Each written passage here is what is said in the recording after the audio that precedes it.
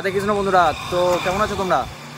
আজকে চলে এলাম আবার একটা নতুন ভিডিও নিয়ে। এখন যাচ্ছি আমরা ঠাকুর পুজো, একটা বড় কালী পুজো, জাগ্রত কালী পুজোর ওখানে আমরা যাচ্ছি ওই মণ্ডপে। তোমরা সঙ্গে থাকো, পাশে থাকো, দেখতে থাকো।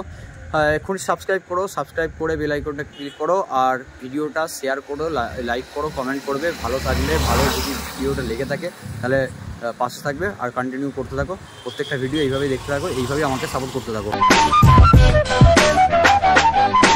আমরা এখন রয়েছি জয়নগর বিচে। জয়নগর বিচ থেকে আমরা যাব পেরো থেকে বসন্তপুরে ওখানে পিয়ারাপুরের জায়গাতে ভিডিও এটা হচ্ছে, পুজোটা হচ্ছে মেন পূজা মণ্ডপ পিয়ারাপুর।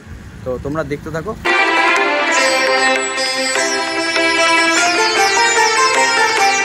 মাতোর কত রঙ্গ দেখবো আর কত। তো আমি এখন ইতিমধ্যে এসে পৌঁছেছি, তোমরা ভিডিওটা দেখতেই পাচ্ছ। তো আমি এখানের ক্লাবের কোষাধ্যক্ষ আমি পেয়েছিলাম, রক্ষাকালী মাতার পূজা কমিটির কোষাধ্যক্ষ আমি পেয়েছি। তো ওনার কাছ থেকে এই বড় মায়ের ব্যাপারে আপনারা জানতে থাকুন। পেয়ারাপুর বর্তমান পেরো থানার অন্তর্গত, আগে ছিল আমাদের আমতা থানা, এখন বর্তমান পেরো হাওড়া জেলা উদয়নারায়ণপুর ব্লকের মধ্যে পড়ছে।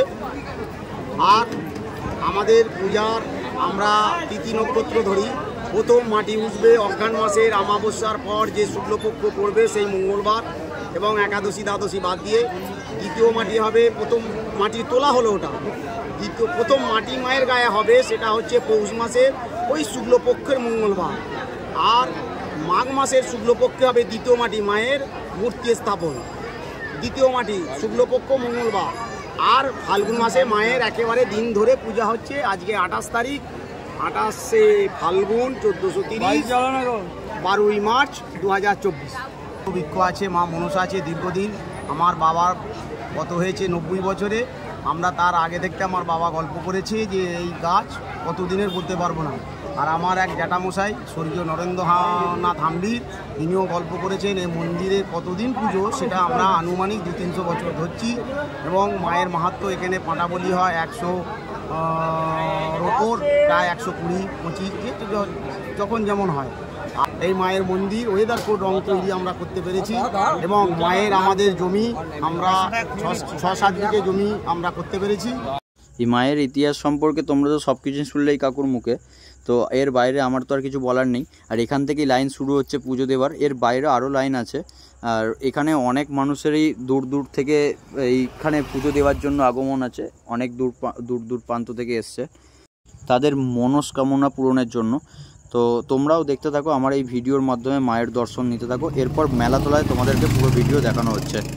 তো আমি ইতিমধ্যে এখন মেলাতলায় এসে হাজির হয়েছি। মেলাতলায় এসে হাজির হতেই আমি এখনও পর্যন্ত দেখতে পাচ্ছি আমাদের এই যে 10 টাকা হরেক মাল 10 টাকা, এখনও পর্যন্ত হরেক মাল 10 টাকায় পাওয়া যায়। তার মধ্যে কী মাল পাওয়া যায় সেটা একটা দেখে নিও।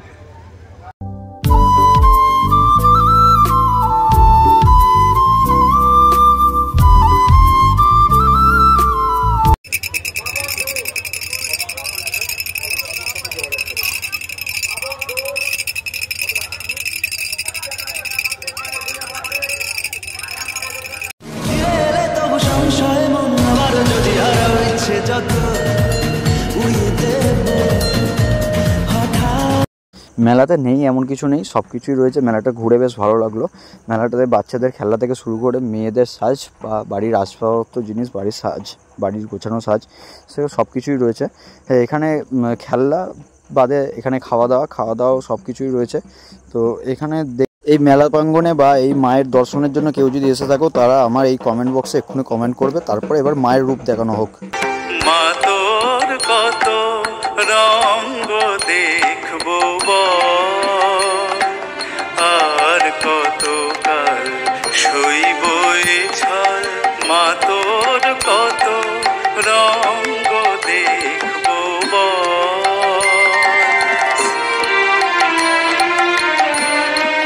করুণাময়ী, মঙ্গলময়ী, কৃপাময়ী।